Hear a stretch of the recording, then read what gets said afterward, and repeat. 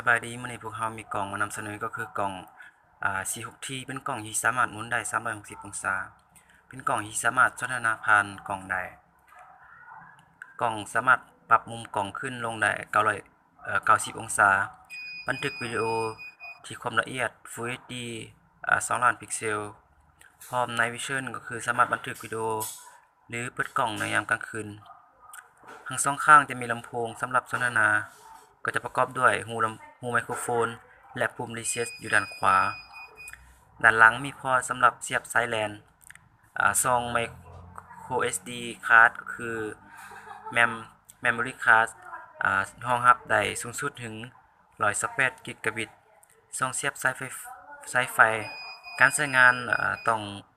เสียบไฟตลอดเวลาการใช้ต้องเชื่อมต่อกับ Wi-Fi หรือ LAN อุปกรณ์ประกอบด้วยอะแดปเตอร์ฐานน็อตและก็คู่มือการนำใช้สำหรับติดตั้งหน้าฟ้าหรือเพดานทางเรือนหรือสำนักงานต่างๆ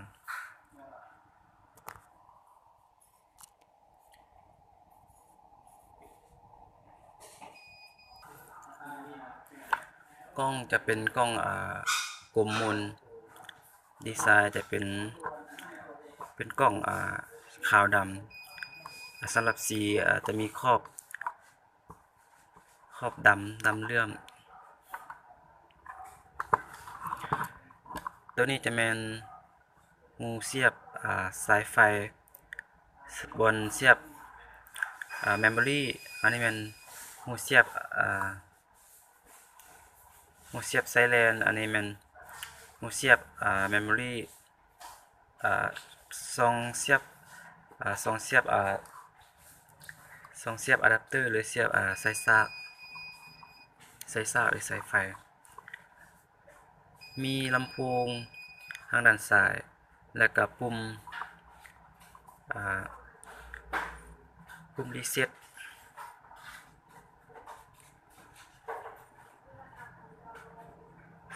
ทางด้านขวา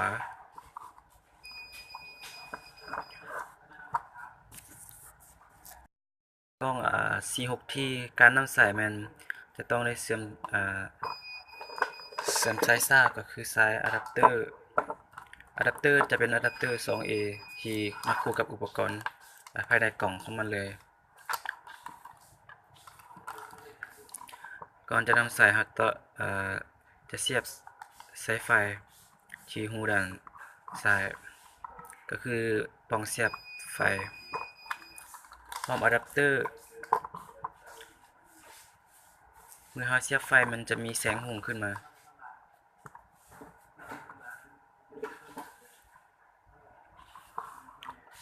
หลังจากเสียบไฟจะมีแสงสีแดงหุ่งขึ้นมา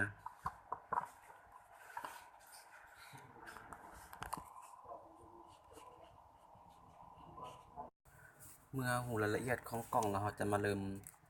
การนำใส่กล่องก็คือการนำใส่กล่องจะต้องดาวน์โหลดโปรแกรม EV ก็คือโปรแกรม จะมีชื่อว่า VIZ ดาวน์โหลดโปรแกรมนี้ขึ้นมาหลังจากนั้นมันจะให้ล็อกอินก็คือใส่เบอร์โทรพร้อมรหัสแล้วล็อกอินเลย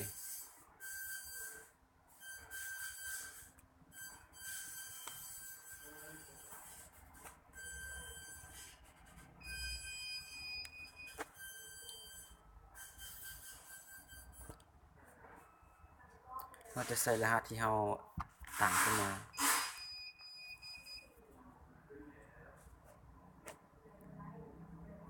แล้วทำการล็อกอิน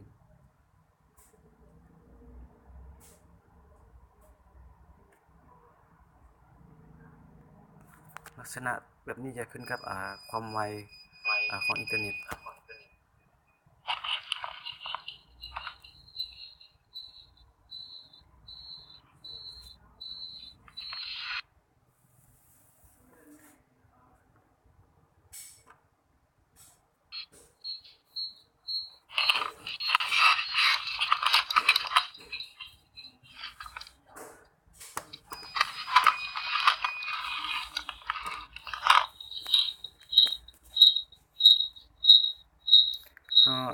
ารถหมุนกล้องได้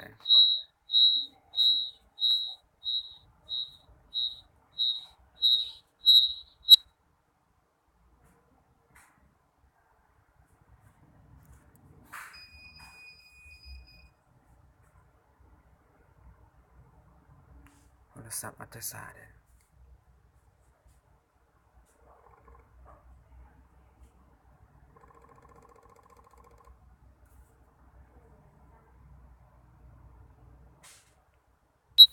ซึ่งกล้องตัวนี้มันสามารถนำคนได้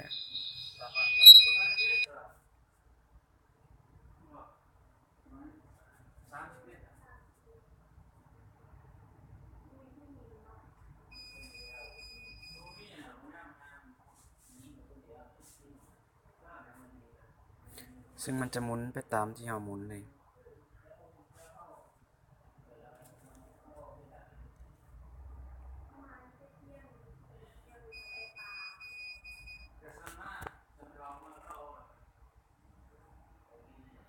ซึ่งมันสามารถติดตามการเคลื่อนไหวเมื่อมีคนย่างครับ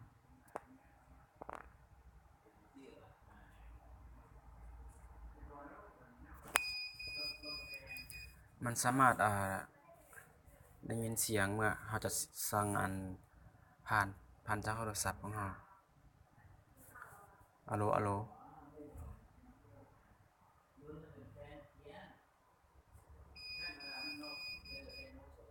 มันจะถามว่าเราจะต้องได้มาตั้งค่า